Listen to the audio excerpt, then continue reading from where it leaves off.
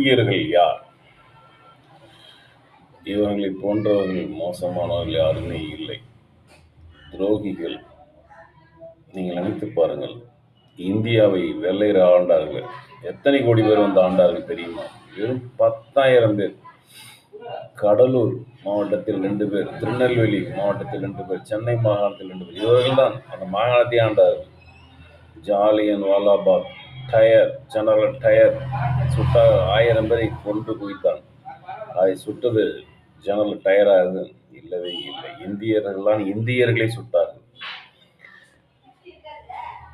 200க்கும் மேற்பட்ட இந்தியர்கள் வெள்ளையனுடைய அடிமைத்தனத்தில் இருந்து கொண்டு அவன் ஒரே ஒரு ஆள் சொல்வதை கேட்டுக்கொண்டு 200, 300 பேர்கள், 1000 பேர்கள் கண்மூடித்தனமாக சுட்டார்கள்.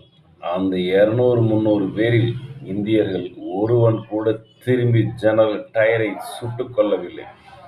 அந்த அளவுக்கு மாபெரும் துரோகிகள் இந்தியர்கள் தான். அதே போன்று முகலாயர்கள் எத்தனை கோடி பேர் வந்து இந்த நாட்டை ஆண்டார்கள்? பாபர் கூட வெறும் 2000 பேர் தான். அந்த 2000 பேர்கள் தான் இந்தியாவை ஆண்டு சுரண்டி நமது தாஜ்மஹால் போன்ற இடங்களில் எல்லாம் ஆக்கிரமித்து பாபர் மசூதி எல்லாம் வந்தது எல்லாம் 2000. அந்த 2000 பேர் அவர்கள் கீழ் பணிபுரிந்தவர்கள் யார்? இந்தியர்கள் தான். ஒரு விஷயம் மக்களே, நேதாஜி சுபாஷ் சந்திர போஸ் என்ன செய்தார்? இந்திய தேசிய இராணுவத்தை உருவாக்கினார். அதில் எத்தனை இந்தியர்கள் சேர்ந்தார்கள்? அவர் சேர்த்த 10,000 பேரில் 9,000 பேர் தமிழர்கள் தான் போய் சேர்ந்தார்கள் சுயமரியாதையுடன்.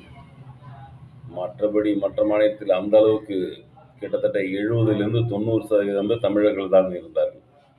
இதிலிருந்து என்ன புரிகிறது என்று நீங்களே நினைத்து பாருங்கள்.